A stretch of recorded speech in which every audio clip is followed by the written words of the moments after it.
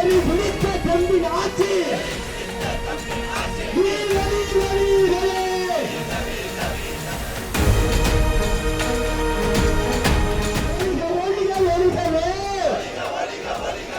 கொடுமையின் வடிவமான இஸ்ரேலே ஒழிகவே வீர வீர வீரவே இஸ்ரேலே வீரவே ஏந்து நின்று அநீதிக்கெல்லாம் போராட்டம்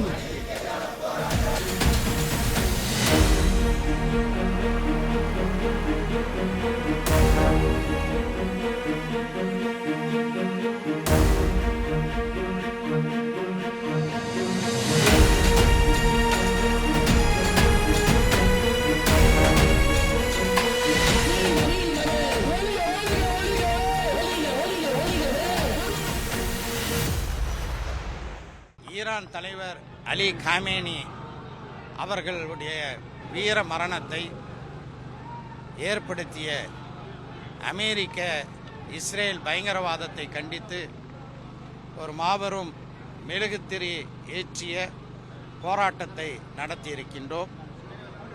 சமீபத்தில் உலகமெங்கும் பேசும் பொருளாக எப்ஸ்டீன் ஃபைல்ஸ் அமைந்தது. அதிலே பல அமெரிக்க ஆட்சியாளர்கள் சம்பந்தப்பட்டிருக்கின்றார்கள் என்ற விவரம் பேசும் பொருளாக மாறியது. இதை திசை திருப்புவதற்காக ஏகாதிபத்தியவாதிகள் தங்களை தற்காத்துக் கொள்வதற்காக பல தில்லுமுள்ளுகளை திசை மாற்றும் போக்குகளை கடைபிடிப்பார்கள். அந்த அடிப்படையிலே தான் ஒரு 2 நாட்களுக்குள்ளாக 2 போர்கள் நடைபெற்றிருக்கின்றன. ஒன்று பாகிஸ்தான் ஆப்கானிஸ்தான் மீது தாக்குதல் நடத்தியது. இன்னொன்று அமெரிக்கா ஈரான் மீதான தாக்குதலை நடத்தியிருக்கிறது. ஆக தங்களுடைய குற்றங்களை மறைத்து திசை திருப்புவதற்காக இது நடைபெற்றிருக்கின்றது. இந்த செயலை வன்மையாக கண்டிக்கின்றோம். அமெரிக்க இஸ்ரேல் பயங்கரவாத நடவடிக்கையாக இதை கருதுகிறோம். அலி காமேனியின் பக்கம், ஈரான் மக்கள் பக்கம் இந்தியா நிற்க வேண்டும். நாங்களும் நிற்கின்றோம்.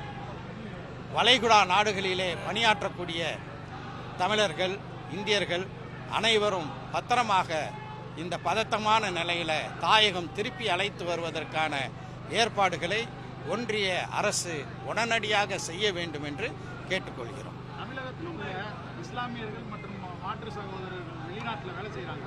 அவங்க உறவினர்கள்லாம் பயந்து போயிருக்காங்க. Ticket airport மூடப்பட்டிருக்கிறது.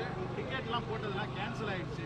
இன்னும் ஒன்றிய அரசு எந்த ஒரு பேச்சுவார்த்தையும் இன்னும் சொல்லலை. அவங்க அச்சத்தோடு இருக்காங்க. உறவினர்கள், கணவர்மார்கள் இது மாதிரி. ஒரு பயங்கரவாத நாடான இஸ்ரேலுக்கு நம்முடைய பிரதமர் நரேந்திர மோடி பயணம் செல்கிறார். அவரை வரவேற்பதற்காக இஸ்ரேல் பிரதமர் நெட்டன்யாகும் அவருடைய மனைவி காவி உடை அணிந்தும் வரவேற்கிறார்கள் என்ற காட்சிகளை எல்லாம் நாம் பார்க்கிறோம். வர்த்தக நோக்கத்திற்காக பிரதமர் அங்கே செல்லவில்லை. மாறாக நெத்தன்யாகுவுடைய தேர்தல் பரப்புரைக்காக நம்முடைய நாட்டினுடைய பிரதமர் இட்ஸ் அ பிரைவேட் விசிட், இது தனிப்பட்ட பயணம் என்கின்றார்கள்.